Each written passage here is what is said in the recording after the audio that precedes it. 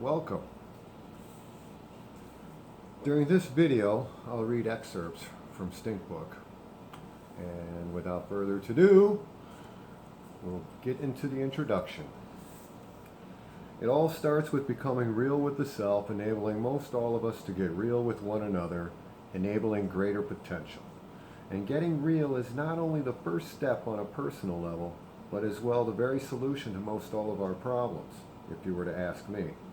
You can not only change you for the better, but you can join together and change the way of the world for the better like never before.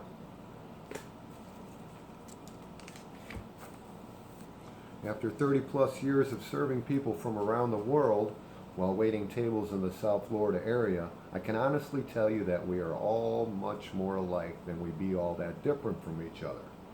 Overall, I have learned that people, young people most especially, desire to be accepted for who they are. People desire to be heard. We all desire to realize our calling. No doubt about it, the diversity of climate, ecosystems, and the abundant variety of life that this incredible blue jewel hosts is beyond phenomenal. The human experience takes the prize. It has to be the most amazing thing going on anywhere. The love, the brutality, the capabilities. Unbelievable, to say the least. By way of book, provides for an effective and lasting communication. A good method. Didn't need permission or approval to write, just willpower and persistence. No hoops to jump through, no need for bright lights and loud supportive crowds to help fuel the fire. Just raw, pure determination, free of censorship, no deadlines, no need to buy a vote or compromise a stitch of integrity, belief. Rather than be judgmental, condemning, and highly critical of other people, perhaps we can instead strive to become more nourishing and supportive, less destructive and instead more creative. The effort to truly improve upon the self in our collective way is calling our name. Love is the way. There's no two ways about it. Love.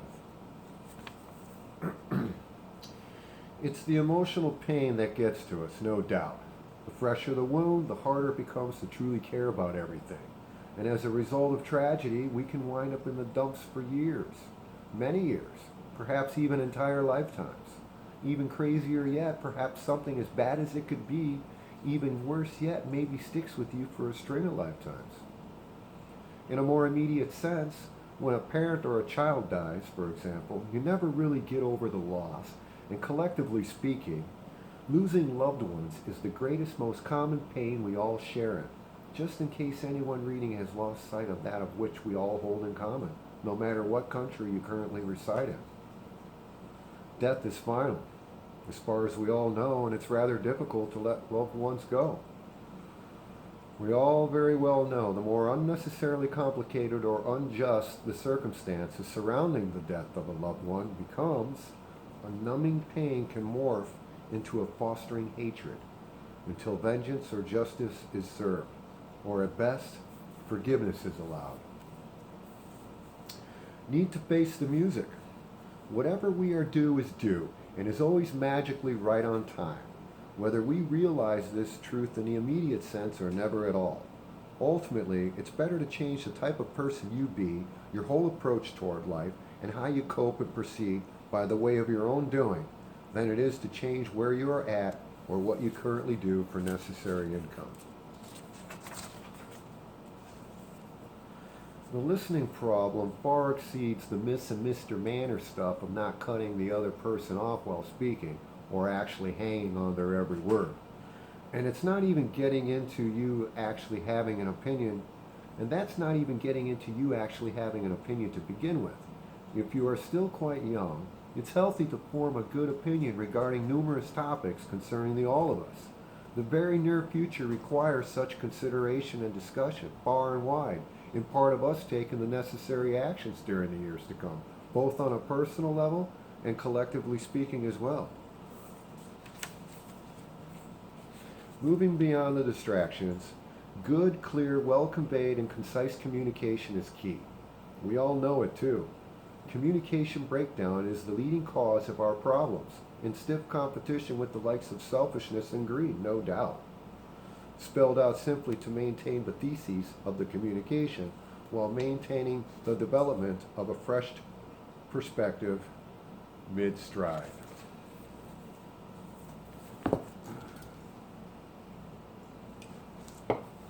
Listen to me. I used to be really, really, really effing disappointed in myself. Incredibly ashamed of myself. It was unbearable to feel like such a total effing waste. Brought me to my knees. Up to that point, I had been going through life wasting away potential and blaming my problems on other people and other things rather than look within myself for resolution and solution. These days, I feel most fortunate, and so can you someday, if you are not yet one of the more mature and wiser people feeling that way already. Decide. First and foremost, I'm grateful when it comes to just about everything, and it all traces back to a decision. I'm pretty confident the same should hold true for you. A decision that came forth shortly after I chose to think things over for a change. Bottom line, when it comes to expectations, refrain from expecting others to do something that you yourself would not do, while all not just the same, never do anything that you would rather not do, just to go along as expected. Easy out. Keep the game in play. Know the deal. Go from there. Take it easy. Be cool. You're good. Fresh start. New beginnings. I know what you're made of. Acceptance. The larger part of you healing and moving on for good. Eventually, you need to simply accept it all as water under the bridge. All part of you not torturing yourself, even over things that happened, in many cases, long ago. Things you have yet to accept, as unacceptable as they may very well be. This has all and everything to do with you moving beyond clinging to the reasons for your pain and suffering. No matter what has happened to you, and regardless of what you may be currently dealing with, it's best to accept the reality sooner than later. Only you can make such an immediate difference in your life. Right now, most especially regarding your thoughts and emotions. It's not about compromising your integrity or thinking on your values, and it's not about becoming more tolerant of other people's differences either. If something has happened to you, good, sound rationale is the first step toward a true healing, enabling love.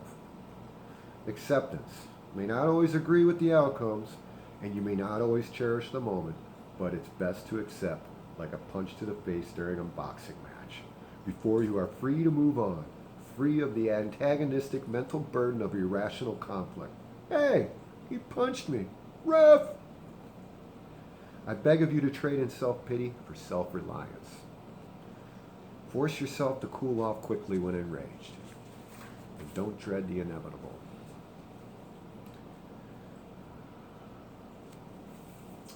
This chapter is titled, When in Doubt. For sure. Maybe? No way. There seems to be no way of avoiding the natural order for the process of reestablishing a refreshed foundation of sound rationale, time and time again, a necessary recalibration of perception, occurring each and every time it is necessary. Don't ignore your instincts. Everybody has their doubts, and for good reason too. We have our doubts for good reason is the point to be made overall. Doubt is a very useful, eye-opening method of the mind, creating for a surfacing of conflicting feelings. Story doesn't sound quite right? Seems as though somebody doesn't have their facts straight? Perhaps someone's expectations seem a bit unrealistic? No doubt. We have good reasons for our doubts, just as I'm pretty sure that Doubting Thomas had his reasons back in the day. He's the apostle who took the message to India. I mentioned for the example of, now this I gotta see.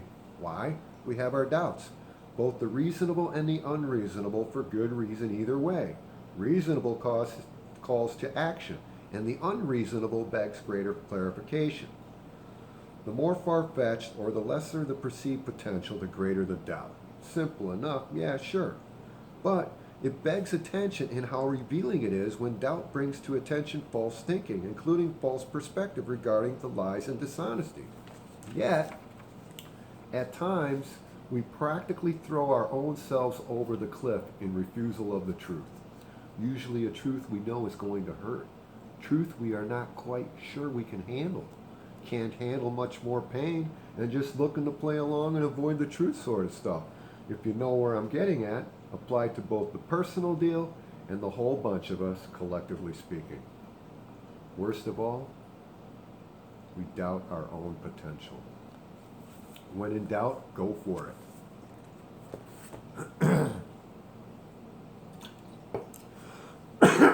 Excuse me. You remember lying on your back on the cool, soft grass with a friend and cloud gazing when you were younger? Still do that occasionally? If you don't, perhaps delight your senses with a memory refresher sometime soon. It's so peaceful, relaxing. What a simple way to free oneself from it all. Eyes staring straight up into the heavens above. At best, these moments reconnect you with past good vibrations. Youth. Nothing feels better to an adult other than feeling like a child again, if only for a brief moment. Do your best to make sure the brief moments occur quite often. Remember, scientists decades ago said it is not a matter of if, it is simply a matter of when we are overcome by virus. A false sense of comfort is our greatest and most silent danger. The word hope, in my opinion, is the most abused word of meaning that I can think of. For example, I hope it works. What? No. We've done, or you have done, everything in your power to make sure it works, enabling us to respect our diligence and double checking. Strengthening our faith regarding a particular matter of concern. Another example, I hope you get better soon. Really? That's it? Don't ever feel uncomfortable. Say it. I pray you get better soon. I pray you make a full recovery. It's great in a past tense in that I hope you have enjoyed your reading thus far. Listen to me. As if most of you didn't already know. The people that talk crap to get your hopes up usually fail to keep their promises, and I refuse to mention any names in particular.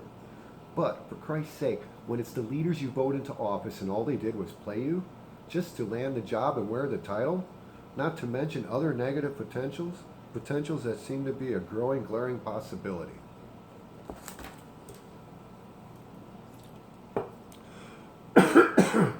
Anyhow, do you see what's being conveyed throughout this book along the lines and in between? I'm gathering people of faith and I'm returning you to a foundation built upon sound rationale and true faith. It's about becoming logical, sensible, reasonable, diligent, in the know, peaceful, truly united heart and soul, free as a bird. Ever hear this saying? No good deed goes up. Oh! Time to pause and move on and do part 2.